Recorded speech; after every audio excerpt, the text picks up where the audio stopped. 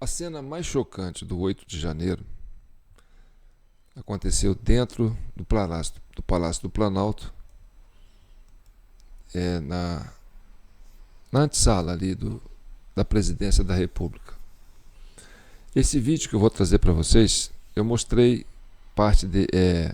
uma parte maior ontem na nossa Comissão Cidadã de Inquérito, vídeo 89.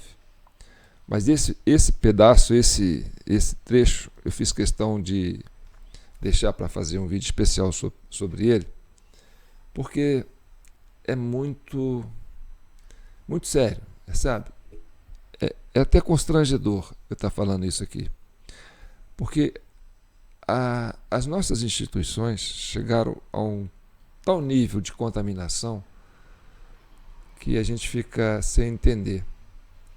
E aí, quando eu falo instituições, eu falo executivo, judiciário, legislativo, forças policiais, sabe, organizações de classe, OAB, enfim. O grau de contaminação é tão grande que as pessoas chegam a ficar pessimistas.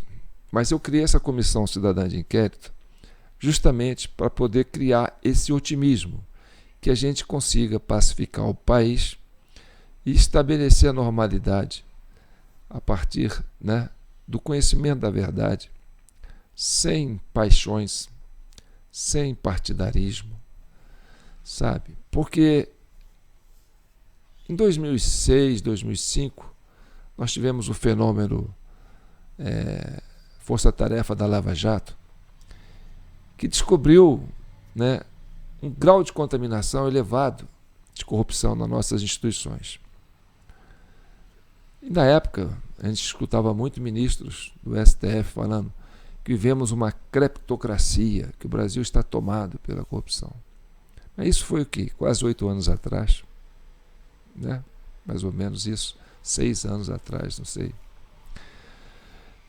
E essa Lava Jato, que parecia ser uma esperança para o povo brasileiro, chegou a seu final, com uma triste realidade de que nada passou de uma disputa de território entre duas facções.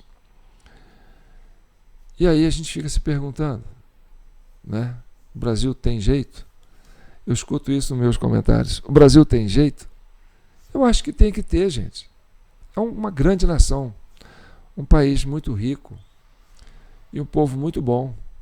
Só que a gente está acostumado a ficar deitado eternamente em berço esplêndido, ao som do mar e à luz do céu profundo.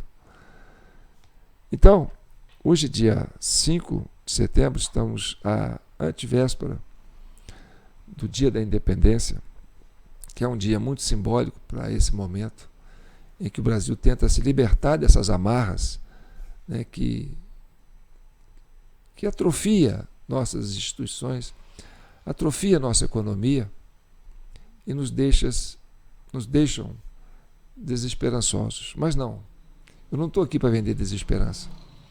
Eu estou aqui para vender esperança, vender otimismo, sabe? Senão eu não estaria fazendo isso. Eu não estaria já no vídeo 90 da Comissão Cidadã de Inquérito.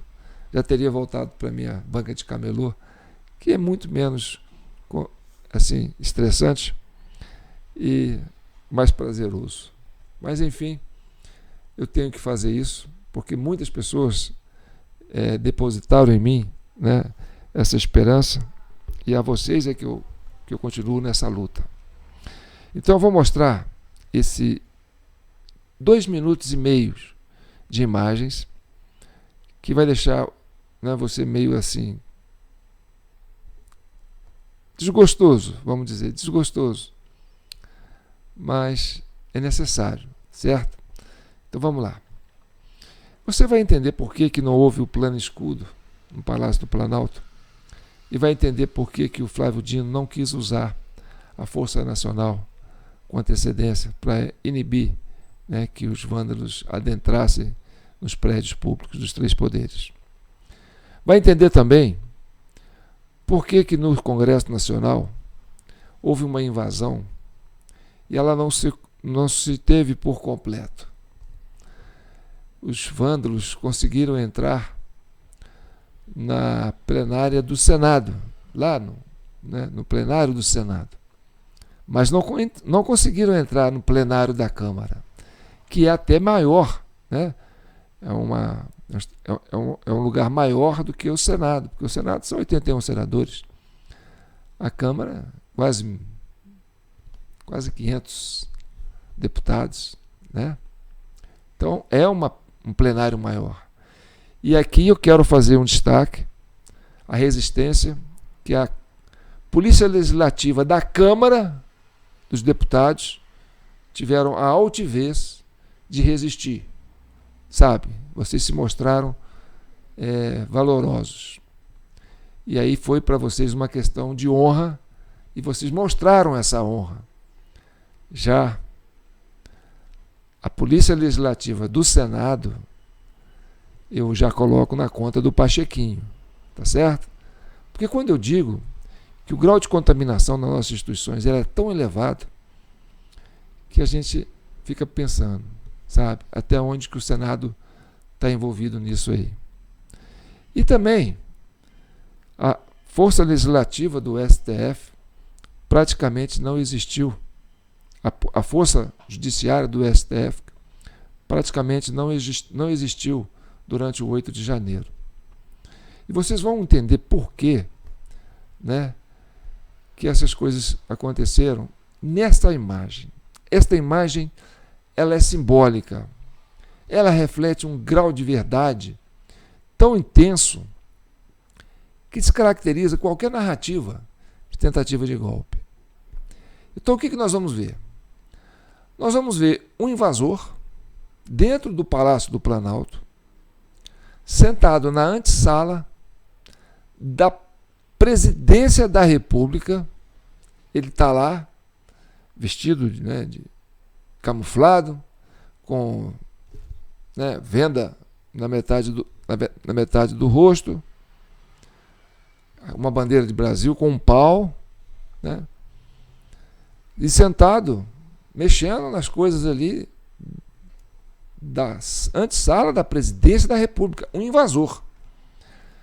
E nesse momento, isso aconteceu por volta de 4h21, 4h30, por aí, da tarde, 16h30, sobe uma força militar pelas escadas e a hora que percebe a presença desse invasor, ao invés deles fazerem o ato de prisão, eles fazem o inverso.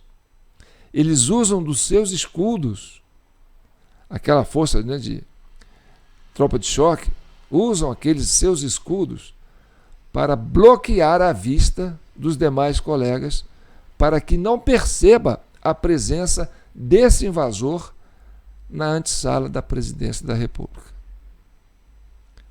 E essa fração de militares sobe e junto com ele parece que existe um agente administrativo que vai orientando. Ou seja, está caracterizado nesta imagem, está cristalino nessa imagem, que existia a intenção de proteger os invasores que depredaram os prédios. E eles tinham orientação para evacuar os prédios na hora que os manifestantes do QG se aproximassem desses prédios e fosse atraído para essa cena, porque a curiosidade atrai. Então, aquilo que a gente entende como era desejo do atual governo, de desmontar o acampamento, de criar um pretexto para poder fazer essa prisão dos manifestantes, para criar uma sensação de medo na sociedade, para que não discutam o processo eleitoral como um todo, como ele se deu em 2022. E o mais importante disso tudo é entender como você tem envolvido nesse contexto o judiciário brasileiro, na sua mais alta instância, contribuindo para essa narrativa. E você tem uma grande parte de uma imprensa que se diz uma imprensa oficial, uma imprensa séria, sabe? Incrementando essa narrativa, apostando nessa narrativa, além dos agentes públicos do judiciário e também uma parte infiltrada, uma parte contaminada das forças de polícias. Hoje nós temos a cúpula da Polícia do Distrito Federal presas. Acredito que ali tem gente que possa ser inocentado. Mas aí você vê o grau de contaminação quando você prende uma cúpula de uma polícia militar de um distrito federal, onde está a capital da República. Por aí você vê o grau de contaminação das instituições. Então já falei 11 minutos aqui e não mostrei os vídeos. Então, eu sou João Paulo Guimarães, falando direto de São João do Rei, a capital brasileira da liberdade. Aqui é Minas Gerais, gente, um estado de espírito. E esse é o vídeo 90. E a gente tem uma chave Pix e você pode participar do ano, qualquer valor, gente, qualquer valor mesmo.